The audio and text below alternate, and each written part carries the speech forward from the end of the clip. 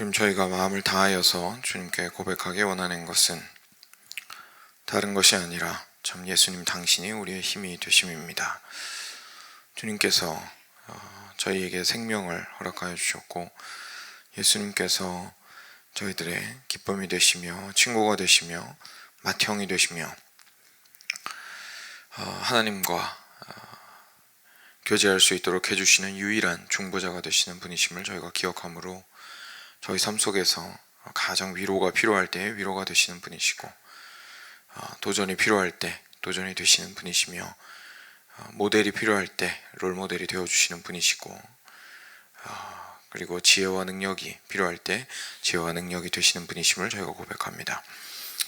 사랑하는 주님, 저희가 주님을 향하여, 이런 주님을 향하여 저희의 사랑을 자주자주 그리고 항상 고백할 수 있도록 하여 주시고, 우리의 마음이 흐트러지지 아니하고 좌로나 우로나 치우치지 아니하며 가라앉거나 지나치게 올라가지 아니하고 오직 그리스도만을 바람으로 한 걸음 한 걸음 걸어나갈 수 있도록 주님께서 은혜 주시기를 간절히 간구드립니다.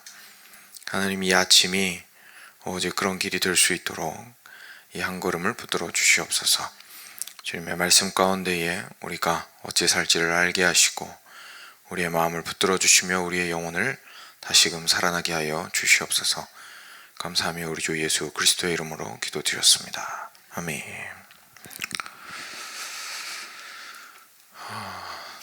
네, 베드로전서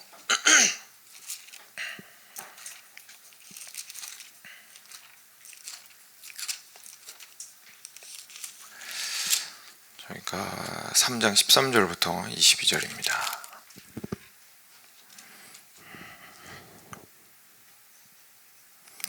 13절부터 22절 같이 교독하겠습니다. 제가 먼저 읽겠습니다. 또 너희가 열심으로 선을 행하면 누가 너희를 해하리요? 고난을 받으면 복 있는 자니 그들이 두려워하는 것을 두려워하지 말며 근심하지 말고 너희 마음에 그리스도를 주로 삼아 거룩하게 하고 너희 속에 있는 소망에 관한 이유를 묻는 자에게는 대답할 것을 항상 준비하되 온유와 두려움으로 하고 선한 양심을 가지라. 이는 그리스도 안에 있는 너희의 선행을 욕하는 자들로 그 비방하는 일에 부끄러움을 당하게 하려 함이라. 선을 행함으로 고난받는 것이 하나님의 뜻일진데 악을 행함으로 고난받는 것보다 나으니라. 그리스도께서도 단번에 죄를 위하여 죽으사 의인으로서 불의한 자를 대신하셨으니 이는 우리를 하나님 앞으로 인도하려 하심이라. 육체로는 죽임을 당하시고 영으로는 살리심을 받으셨으니 그가 또한 영으로 가서 옥에 있는 영들에게 선포하시니라. 그들은 전에 노아의 날 방주를 준비할 동안 하나님이 오래 참고 기다리실 때에 복종하지 아니하던 자들이라. 방주에서 물로 말미암아 구원을 얻은 자가 몇 명뿐이니 겨우 8명이라. 물은 예수 그리스도께서 부활하심으로 말미암아 이제 너희를 구원하는 편이 곧 세례라. 이는 육체의 더러운 것을 제하여 버림이 아니요 하나님을 향한 선한 양심의 간구니라. 그는 하늘에 오르사 하나님 우편에 계시니 천사들과 권세들과 능력들이 그에게 복종하느니라. 아멘. 네, 계속 같은 맥락에서 우리 베드로 사도가 이야기를 하고 있습니다. 그리스도인으로서 이 땅을 살아가는 데 있어서 우리가 어떤 원리로 누구를 진짜 왕으로 모시고 살 것인가에 대해서 이야기하고 있습니다. 그럴 수밖에 없는 것은 이제 우리한테는 이 땅 가운데 그리스도인으로서 살아가야 한다라는 정체성이 새롭게 생겼기 때문에 이 땅에서 살아가고 있는 동안에 결국 어쩔 수 없이 두 개의 법, 두 나라, 두 왕, 두 문화, 모든 것들이 두 개로 쪼개지면서 충돌이 될 수밖에 없기 때문에 그렇습니다. 그래서 저희가 계속해서 살아가는 동안에 저희의 개인적인 삶에서부터 시작해서 작게는 가정 안에서 그리고 크게는 나라의 법제도에 이르기까지 저희가 그 아래에서 또는 그 관계 속에서 살아갈 때에 계속 저희가 끊임없이 지혜가 많이 필요하게 됩니다. 우리가 이거를 내가 어떻게 하는 것이 왕 되신 하나님을 절대로 내가 타협하지 않으면서 그러면서도 지금 내 눈앞에 있는 이 사람을 그리고 이 관계를 사랑으로 소중하게 여길 것인가. 그러니까 이걸 두 개를 항상 어떻게 할 수 있을지에 대해서 고민하고 지혜롭게 판단하고자, 그리고 그 판단한 대로, 만약에 그 판단이 옳다면 그 판단한 대로 밀고 나가면서 이렇게 살아나가고자 하는 힘이 저희 삶 가운데서 굉장히 많이 필요합니다. 그런 측면에서 그리스도인의 삶은 상당히 챌린징하죠. 도전이 많습니다. 어렵고 옆에서 보면 사실 굉장히 엉뚱한 삶을 살아가는 사람처럼 보이고 그렇습니다. 그런데 그 삶을 살아나가고 있는 저희들은 사실 굉장히 일관되게 삶을 살아나가려고 애쓰고 있는 거기 때문에 그 안에 기쁨과 담대함이 있을 수가 있습니다. 사람이 눈치를 많이 보면 기쁨이 있기 힘들겠죠. 눈치를 많이 보면 기쁨이 있기 힘들겠죠. 왜냐하면 눈치를 본다라는 얘기는 기준이 어디 있는지 자꾸 확인한다라는 얘기거든요. 저 사람이 나를 이렇게 보면 어떡하지? 저렇게 보면 어떡하지? 내가 이렇게 행동했을 때 이렇게 잘못하면 어떡하지? 저렇게 잘못하면 어떡하지? 그 기준이 자기 안에서 명확하게 서 있는 게 아니라 주변의 수많은 기준들에 내가 어떻게든 밉보이지 않으려고 모든 기준들을 다 확인을 하는 거예요. 그러다가 제일 눈치 봐야 되는, 가장 우리가 존중하고 사랑해야 하는 하나님을 놓치는 때가 참 많이 있죠. 그런 사람 마음 되게 기쁘기가 쉽지 않습니다. 평온하기도 쉽지 않습니다. 그러니까 이제 그렇게 살아가면 나는 주변 환경이 어려워서 나는 눈치를 볼 수밖에 없고, 그러니까 나는 불안한 거야. 저희는 보통 이렇게 생각을 하는데, 그렇다기보다 저희가 사실 눈치를 보고 있기 때문에 불안한 거죠. 네, 그래서 하나님께서 온전히 왕 되시는 것을 아는 사람은 그렇게 다른 모든 기준들을 따라야 할 기준으로서 우리가 눈치 보면서 불안해할 필요는 없는 것입니다. 하나님을 바라보고 그 하나님께서 말씀하시는 것과 지금 내 눈앞에 있는 사람을 하나님께서 말씀하신 대로 대하기 위해서 어떻게 이 두 개를 조화시킬까를 고민하면서 그 길을 힘들지만 힘있게 그리고 확신에 차서 걸어갈 수 있기 때문에 평온함과 기쁨이 우리 안에 있을 수 있게 되는 거죠. 그래서 이제 환경에 지나치게 휘둘리지 않게 되는 우리의 모습을 발견하게 될 겁니다. 그래서 이런 삶의 전반적인 부분에 대해서 지금 다루고 있는 중입니다. 그래서 오늘 말씀도 결국 그 맥락에서 계속 이야기를 해주고 있습니다. 그래서 13절에 이렇게 이야기합니다. 또 너희가 열심으로 선을 행하면 누가 너희를 헤아리요. 그러나 의를 위하여 고난을 받으면 복이 있는 자니 그들이 두려워하는 것을 두려워하지 말며 근심하지 말고 라고 이야기 나옵니다. 그러니까 처음에 보시면 열심으로 너희가 선을 행하면, 다시 말해서 하나님께서 옳다고 말씀하시는 것은 저희만 옳다고 말하는 게 아니잖아요. 그러니까 예를 들어서 그런 것들이 있죠. 도둑 집단이 있다고 생각을 하면, 도둑 집단이 있다고 한번 상상을 해보시면 그들에게 도둑질은 선한 것입니다. 그죠? 자기들한테는. 왜냐하면 유익이 되니까.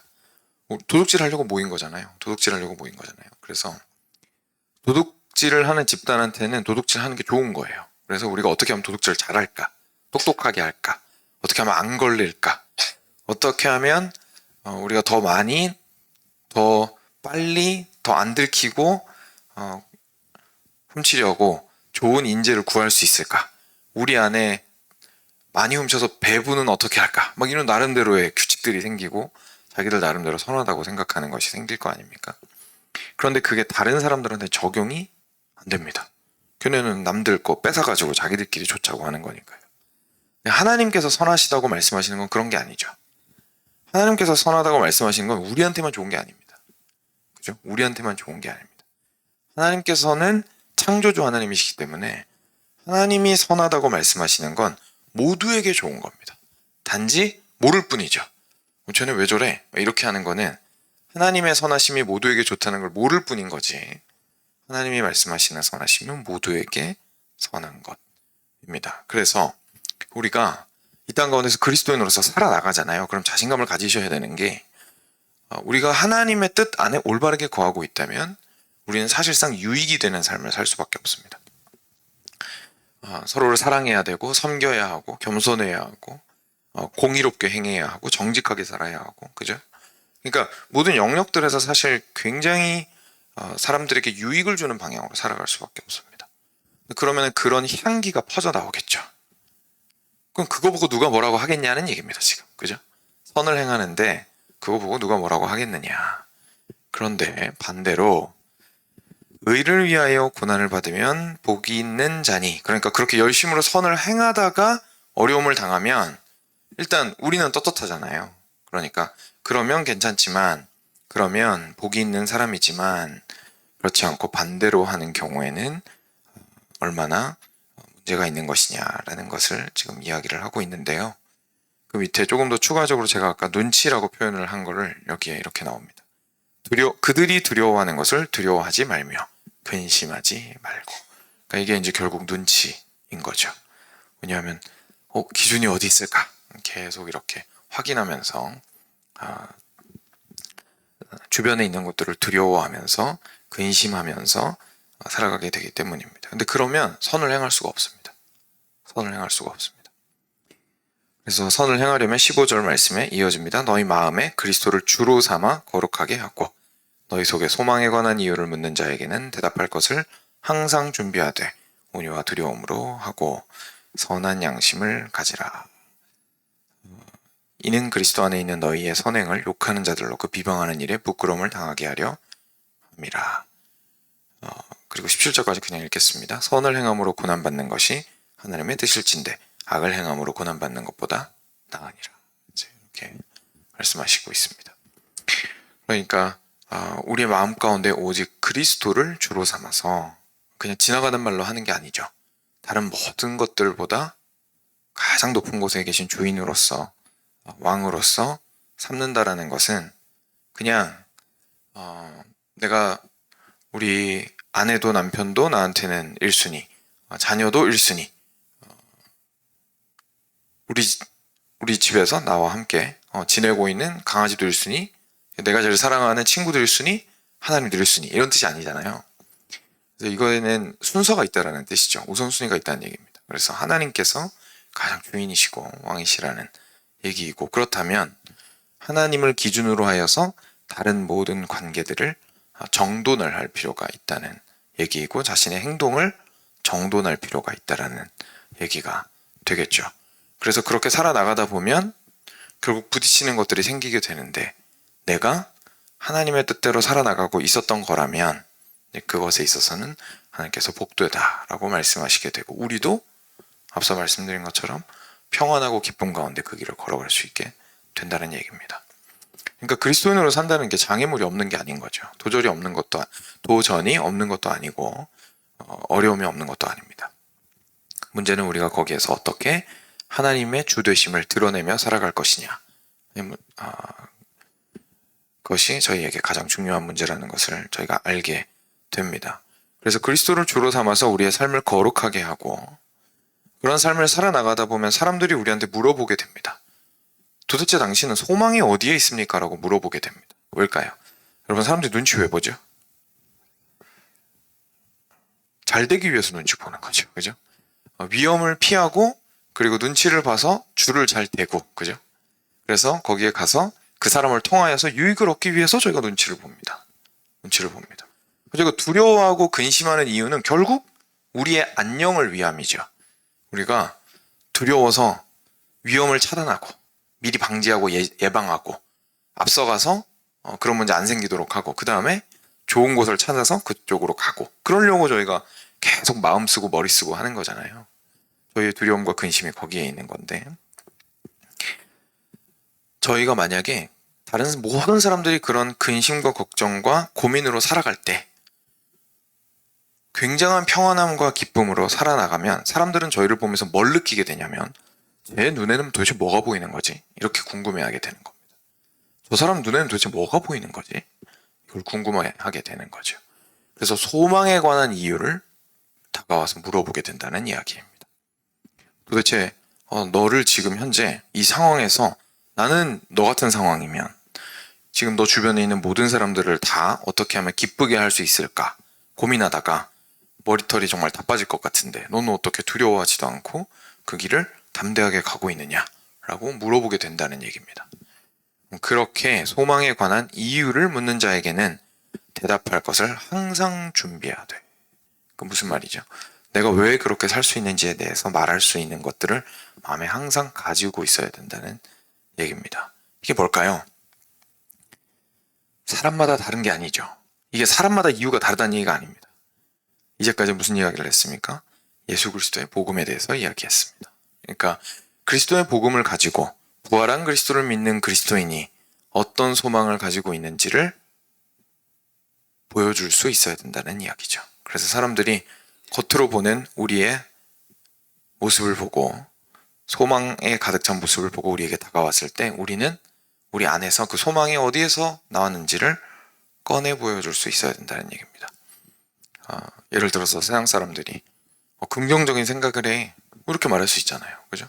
야, 넌 어떻게 그렇게 맨날 그렇게 기쁘고 평안하냐? 내가 봤을 때는 살아가는 것이 너무 지금 내가 객관적으로 쉽지가 않은데 이렇게 말을 했을 때 긍정적인 생각을 해 이런 사람 되게 많습니다. 그죠? 긍정적인 생각을 해 왜 나쁘게 된다고 생각해? 긍정적으로 살면 되지. 맞는 말입니다만 그리스도인의 대답은 좀 달라야 된다는 이야기죠. 그렇게 질문을 해올 때에 우리는 오히려 우리의 가장 밑바닥에서 그런 참된 소망을 가지게 되는 이유인 그리스도의 복음을 이야기할 수가 있어야 되는 겁니다. 사랑하는 여러분, 그래서 저희가 여기에서 몇 가지 생각을 해볼 만한 것이 생깁니다. 먼저 첫 번째로 여기에 비추어서 저희 자신을 좀 돌아볼 필요가 있는 것 같습니다. 일단 제일 기본적으로는 방금 이 말씀 자체를 우리 자신의 삶에 적용을 해서 과연 나는 그리스도를 주로 모시며 주변 사람들이 봤을 때 이 사람은 참 소망이 다른 곳에 있구나라고 보여줄 수 있는 삶을 내가 살고 있는가라는 것을 일단 스스로에게 물어보는 것이 첫 번째겠죠. 내가 과연 그런 삶을 살고 있는가라는 것이 첫 번째일 겁니다. 저희가 지금은 이제 모르겠습니다. 지금 하시는 일에 따라서 아마 많이 다르실 텐데 예수님 안 믿는 사람들 만날 일이 이제 많이 없으시거나 아니면 있으시더라도 그냥 이제 간단하게 그냥 말만 하고 지나가는 때가 아마 많으신 경우가 그런 경우가 대부분이지 않을까 싶은데 어떤 경우에든 그 그리스도 안에 있는 사람이든 그리스도 밖에 있는 사람이든 우리가 원해야 하는 우리의 삶은 그 사람이 날 봤을 때 정말 하나님을 주님으로 모신 하나님께 소망을 둔 사람이구나라는 것을 보여줄 수 있는 삶을 살아가는 것이 사실 우리가 살아야 하는 삶의 모습입니다. 그래서 그것이 고통 앞에 있을 때나 죽음 앞에 있을 때나 어려움 앞에 있을 때에 우리가 어떤 모습을 드러내느냐가 우리의 소망이 어디 있는지를 보여줄 것이고요. 그래서 만약에 믿지 않는 사람이 온다면 친척이나 이런 믿지 않는 사람들이 옆에서 본다면 그들이 와서 다른 건 모르겠는데 너의 삶은 정말 달라 보이고 나도 기회 되면 한번 너 어떻게 그렇게 사는지 들어보고 싶다 라는 이야기를 들을 수 있겠죠. 근데 반대로 야 너랑 예수 믿는 사람이랑 뭐가 다른지 잘 모르겠다 라고 이야기를 만약에 듣는다면 그 자리는 웃고 넘어갈지라도 굉장히 심각하게 생각해 볼 문제입니다. 이게 과연 정말 내가 그리스도인으로서의 삶을 살고 있는가에 대해서. 그것이 일단 첫 번째로 저희가 기억을 해야 하는 부분입니다. 근데 이제 다시 한 번 더 조금 더 깊이 들어가면 이런 생각을 해볼 수 있겠죠. 내가 소망이 있는 삶을 살고 긍정적으로 살고 진취적인 삶을 사는 사람이에요. 그럴 수 있죠. 그리고 나는 성큼성큼 잘 앞으로 걸어 나가는 사람이에요. 근데 내 소망이 어디에 뿌리를 받고 있는지 확인을 해볼 필요가 있다는 얘기입니다. 소망이 어디에 있는지 뿌리를 확인해 볼 필요가 있다는 얘기입니다. 과연 그 뿌리가 그리스도의 복음에 있는가라고 스스로에게 질문해 볼 필요가 있는 것이죠. 왜냐하면 아까 말씀드린 것처럼 저희는 오해하는 게 있는데 소망을 가지고 성큼성큼 앞으로 진취적으로 나아가는 건 성격이라고 생각합니다. 그죠? 그 사람이 원래 그런 성격이라고 생각을 해요. 그리고 실제로 그런 성격의 사람들이 그렇게 잘 갑니다. 그럼 이제 문제가 발생을 합니다. 그러면 그런 성격을 타고나지 않은 사람은 소망이 없이 그냥 맨날 우울할 수밖에 없는 걸까요? 그리고 하나님은 그거에 대해서 괜찮다고 하실까요? 그렇지 않죠. 그 사람도 그리스도의 복음에 깊이 있게 뿌리 박으면 그 사람의 인생에서 소망의 열매들을 맺게 됩니다. 반대로 성금성금 성격 따라서 걸어나가는 사람도 자기 속을 들여다봤을 때 이게 나는 그리스도의 복음에 감동해서 이게 앞으로 나가는 거라고 생각했는데 이게 생각보다 내 성격이고 나의 어떤 원래 뿌리박은 나의 성정에 많이 해당되는 부분인 것 같구나 하면서 조절을 해야 되는 거죠. 내 뿌리를 확인하면서. 그래야만 내가 하는 그 일들을 주님을 주인으로 모시고 판단받으면서 살아갈 수 있게 되는 겁니다. 그래서 뿌리가 어디 있는지 저희가 먼저 좀 확인을 해볼 필요가 있을 것 같습니다. 그리고 마지막으로 세 번째로는 이 소망에 관한 이유에 대해서 사랑하는 여러분 정돈이 스스로 잘 되어 있으셔야 합니다. 그래서 그것을 전달할 수 있는 우리가 되어야 합니다. 그래서 그래서 단순하게 개인적인 간증만 이야기하는 것이 아니라 거기에 어떻게 하면 예수 그리스도께서 내 삶에서 나를 살리셨는지 나를 구원하셨는지에 대한 내용들이 들어가고 하면서 복음을 있는 그대로 전할 수 있는 이야기할 것들을 우리 마음에 꼭 담고 있어야 합니다. 그냥 단순하게 예수님 믿으면 잘 될 거야. 너가 지금 어려운데 예수님 믿으면 해결해 주실 거야. 수준만 가지고는 저희가 저희 안에 있는 소망에 대한 충분한 설명이 되기 좀 힘들겠죠. 듣는 사람 입장에서 생각을 해보신다면. 그래서 옆에 혹시 자녀들도 좋고요. 이거 사실 자녀들한테도 해당됩니다. 자녀들이 교회에서 이것들을 다 이제 해결을 받을 수 있을 것이라고 생각을 하고 그냥 이제 내버려 두면 사실 자녀들이 정말로 속에 어떤 마음을 가지고 있는지 알 수가 없을 뿐만 아니라 우리 생각에는 자녀들이 같이 살았으니까 우리 마음을 다 알 것 같지만 사실 자녀들이 보았을 때는 나의 종교적 열심이 진짜 그냥 잘하고 싶어서 그러는 건지 아니면 정말 그리스도의 소망에 뿌리를 받고 있는 건지 말 안 해주면 모릅니다. 말 안 해주면 모릅니다. 그래서 그런 것들에 대해서 정확하게 이야기해 줄 필요가 있습니다. 엄마 아빠가 이렇게 하는 것은 내가 그리스도의 복음을 참되다고 믿기 때문이고 그 그리스도의 복음이 정말로 나를 실제로 변화시켰기 때문이야 라는 이야기를 사실 할 수 있을 때에 자녀들도 감화가 되게 되고 설득이 되게 되는 거죠. 그러니까 다른 사람들은 얼마나 더 그렇겠습니까? 아예 내 삶을 모르는 사람들인데, 그죠? 그래서 그들에게 소망에 관한 이유를 전달할 것을 우리가 마음에 품을 필요가 있습니다. 네, 오늘은 이 정도로 좀 보겠습니다. 그래서 우리의 삶과 우리의 그리스도의 복음을 전하는 것이 절대 둘이 아니라 하나라는 사실을 저희가 좀 발견하게 됩니다. 그래서 우리 삶 가운데에서 고난이 있을 때에 어떻게 선으로서 악을 이기고 의인으로서, 다시 말해서 하나님의 자녀로서 어떻게 이 어려움을 이겨낼지에 대해서 어떻게 하면 내가 그리스도께만 소망을 품은 자로서 할 수 있는 것일까? 또는 그리스도를 주로 모신 자는 이런 상황에서 어떻게 하는 걸까? 라는 것들을 한번 진지하게 고민해 보시고 묵상해 보시고 그리고 기도 가운데 답을 찾아 나가셨으면 좋겠습니다. 같이 기도하겠습니다.